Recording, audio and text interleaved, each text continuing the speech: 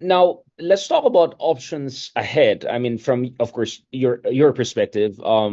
I have my own take on this, but I'm interested to see what is your take as an American. How do you think that your country can be most helpful to the Philippines? I mean, just to give a context, obviously, um, how should I put it? I mean, I think there is a definitely more than a grain of truth that the Philippines has had huge levels of dependency on the United States for quite some time. I think it's hard to argue against that unless you're being sentimental and emotional about it. From my understanding of dealing with a lot of people in the DC and all, I think there was this implicit idea like, Philippines, they might drag us into something. But the good thing with the timing of your engagement with this issue more directly, obviously you've been following this for quite some time, is that the Philippines is starting to also, get things together, right? Get its act together. A little bit of modernization here, a little build up there.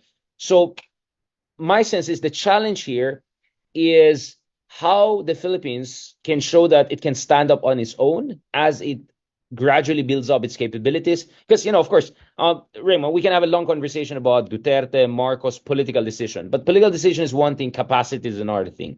The wheel on the ground, operational is another thing. So now that those things are coming together, in a good way, I'm very happy about the direction of the Philippine foreign policy. Of course, the dilemma there is still the Philippines is not 100% at its, in terms of, I mean, in economics, we call it, production, capacity frontier, right? Like what you can reach at certain, so we're not there yet. So how do you also make sure that you leverage your alliance with the United States without feeding into this narrative of China and also this tendency, I would rather say, of dependency, this unfortunately semi-institutionalized tendency, because the Philippines is not the only U.S. ally. There's Japan, there's Korea, there's Australia, but frankly speaking, they have significant capabilities of their own, right? To also help international efforts all the way in the Horn of Africa. So Philippines is not there yet. That's hopefully the direction we're going to move towards. And I've interviewed folks from National Security Council, among others, which people will see on my other shows. But I just want to understand, as an American who loves the Philippines, married to the Philippines, what do you think is the Goldilocks, right? What's the good balance there, whereby America can be there for the Philippines, but not undermine strategic agency of the Philippines and its self-reliance tendency, self-reliance initiative? Well, I mean, so I think you start with the general concept that even in a large, say a larger uh, force like, say, Australia. Of course, I spent 3 years in Australia as a defense attaché, and they got a steady stream of Chinese propaganda saying you're just the tool of the United States. And so even, it's not like the Philippines is alone, but you're obviously you're very correct that the Philippines, especially being a former colony of the United States, is especially susceptible to this. Thanks for And saying of it course, as it is, right? I mean, like, I'm sorry, Raymond, because I see a lot of tiptoeing around it. I'm yet to hear an American official openly calling it, for what it is. I mean, this is very different. I mean, you've been in Australia. They always start with acknowledging what they did to Aboriginals, right?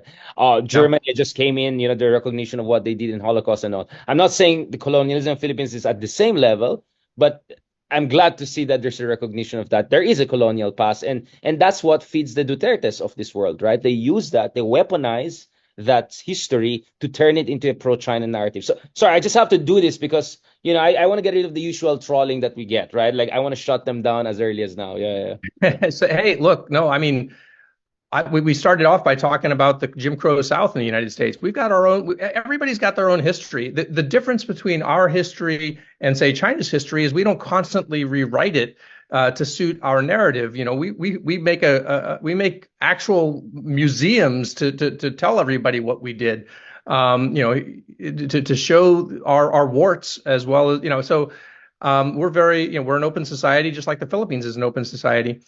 Um, so, getting to your question though, I think that, part of the way we deal with it is by talking about it, by just being honest about it. Part of the way we deal with it is by sort of not dwelling on some of, I mean, if I posted every Global Times cartoon that shows the Philippines as being a pawn of the United States, I'd do nothing else because that's all they talk about.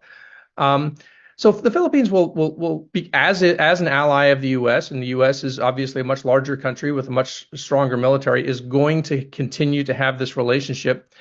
Um, but as we said at the beginning, the Philippines has its own national interests, and I think that you just have to we just have to get comfortable with the fact that that's just the way it is. China loves to point out that it opposes, all groupings of countries or blocks of countries, but that's the entire Western system. It's look at NATO, look at the whole, the whole U.S. international security arrangement is a network of allies and partners. So, that we rely on that. If we I understand that there are people in the United States who are isolationists in nature and would like to sort of have Fortress America.